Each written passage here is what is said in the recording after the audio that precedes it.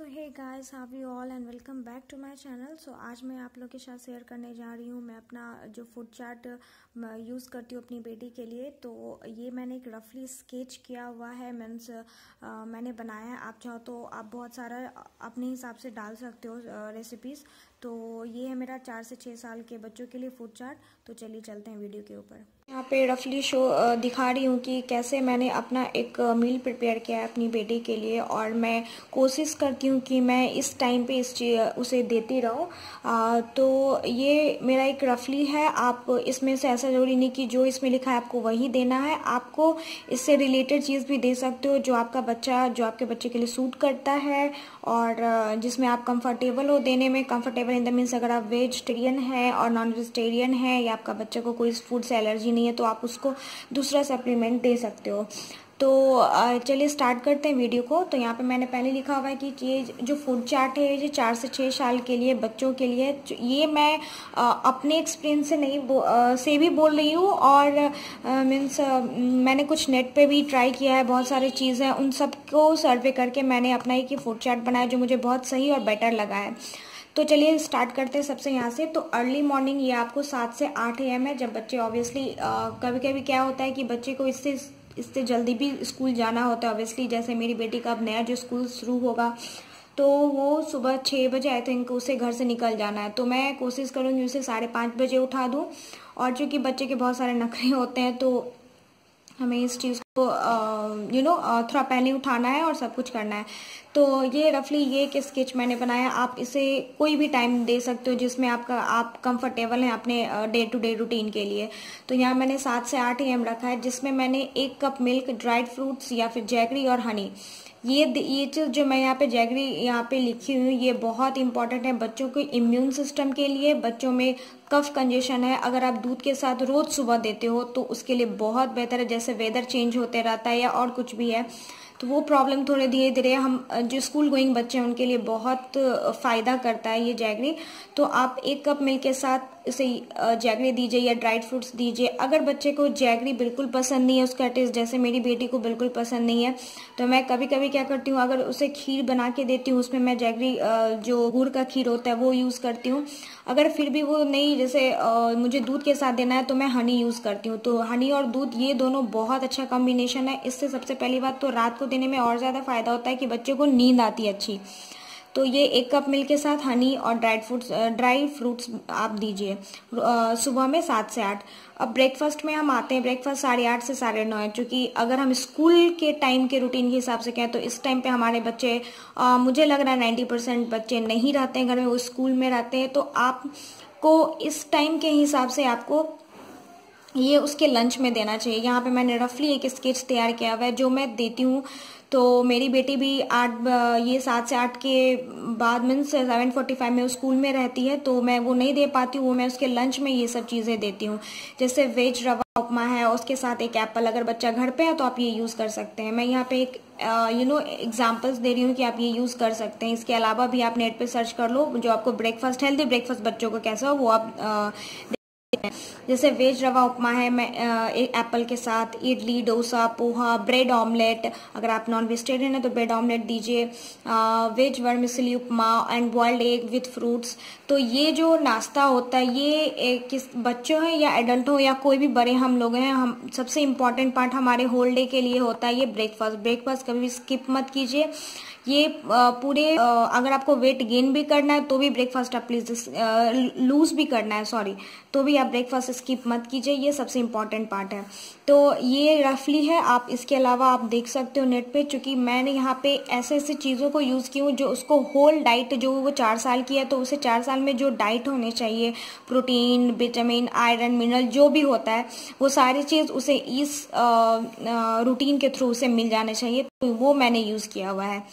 उसके बाद हम आते हैं मिड मॉर्निंग में, जब अगर बच्चे इस टाइम पे, मेरी बेटी तो घर पे आ जाती है तो मैं इस टाइम पे यूज़ करती हूँ ये रूटीन।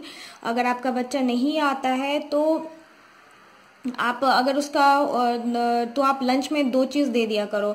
जैसे मैं हमेशा लंच में उसे ऑप्शन ज़रूर देती हूँ कि अगर आप वो नहीं खाओ तो ये खाओ, तो उस तरह से ऑप्शन आप दे दीजिए, तो हो सकता है उसमें आप इसमें से कोई भी चीज़ आप यूज़ करते हैं। जैसे वाटरमेलन, ऑरेंज, पपाया, आप सूप तो दे नहीं सकते हो लंच में, बनाना जूस, ये सब मैं यूज़ करती हूँ। तो अगर आपका बच्चा घर पे है तो मैं बता दूँ, मिड मॉर्निंग में 11 से 11:30 बजे के आसपास ये मिड मॉर्निंग जरूरी होता है। उससे बच्चे का अगर बहुत ज्यादा बच्चा भूखा है ना, तो वो बहुत ज्यादा नहीं खाएगा, वो फिर डाइजेशन में प्रॉब्लम करेगा उसको।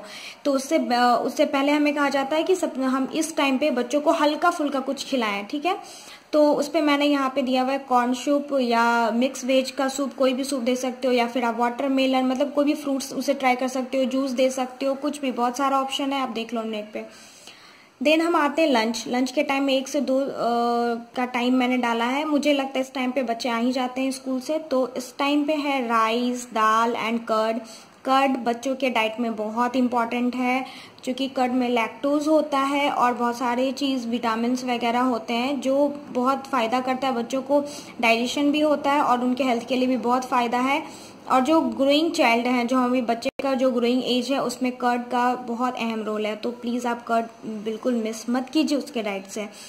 तो rice and dal and curd हो गया। कभी आप वेज पुलाव रायता के साथ दे दो, कभी दाल पालक दे दो चावल के साथ, कभी दाल फ्राई दे दो, कभी राइस और चिकन करी दे दीजिए, कभी आप चपाती एंड स्क्रम्बल एग, मीन्स आपको यूज करना है इसको आप, और फिर वेरिएशंस ला सकते हैं।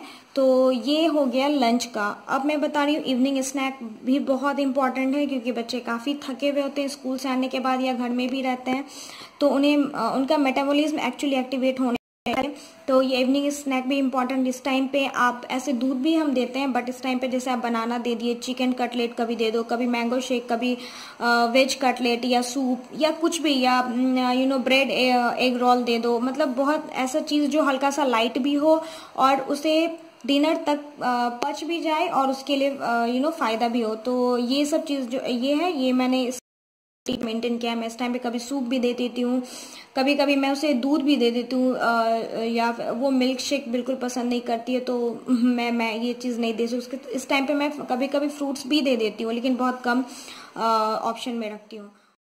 डिनर का टाइम और इवनिंग स्नैक का टाइम थोड़ा सा आपको गैप रखना है, क्योंकि बच्चे उसके बाद थोड़ी सी पढ़ाई करते हैं, खेलते हैं, तो थोड़ा सा हम गैप रखेंगे। और ये टाइम आता है, जैसे मैं देती हूँ 8:30 बजे, उसे मैं खाना बिल्कुल खिलाने बैठ रहा है, तो आधा घंटा तो लगता ही है बच्चों को खिलाने में, इतने सारे नखरे होते हैं इन लोगों के। तो हाफ एन आवर में ले लेती हूँ और 9 बजे मैं उसे सुलाने जाती हूँ। तो डिनर का टाइम मैंने 8:30 रखा है, आप जिसमें कंफर्टेबल है वो टाइम रखो। तो इस टाइम पे आपको देना है वेज पराठा या कट दे सकते हो, रोटी एंड वेजिटेबल्स, कोई भी एक रोटी, वेजिटेबल, खिचड़ी के साथ कर्ड, वेज नूडल्स, इसके साथ आप चिकन नूडल्स भी दे सकते हैं, चिकन फ्राइड राइस, जीरा एंड पीस पुलाव, कर्ड। तो इस तरह से जो आपको डिनर में ऐसे चीज रखिए जो थोड़ा लाइट भी हो, बच्चों को इजी पच भी जाए और उनके लिए फायदा भी करे। तो ऐसी चीजें और रेसिपीज फूड रखना है आपको। तो ये मेरा एक रफली फूड चार्ट है जो आप यूज कर सकते हैं। आप इसमें ऑप्शन दूसरा भी ले सकते हो।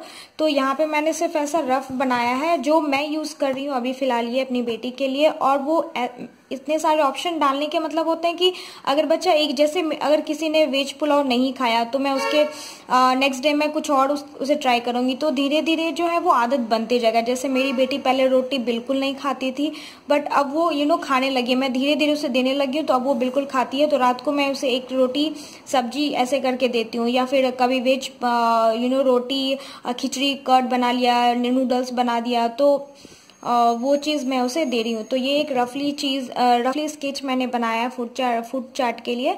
तो आप देखिए, यूज कीजिए और मुझे बताइए। जो मैंने आपके साथ शेयर किया है वो बिल्कुल मेरा एक्सपीरियंस है, मैं अपनी बेटी के लिए यूज करती हूँ। तो आप भी यूज कीजिए ये चीज। और ये मैं पूरा हर एक चीज जरूरी नहीं है डालना, बस आपको ये याद रखो कि आपके बच्चे का जो ग्रोइंग एज है इसमें कोई चीज की कमी नहीं होनी चाहिए। उसके ईयर में जितने उसे कैलोरीज, जितने विटामिन, जितने प्रोटीन्स जरूरत है वो उसे मिलने चाहिए।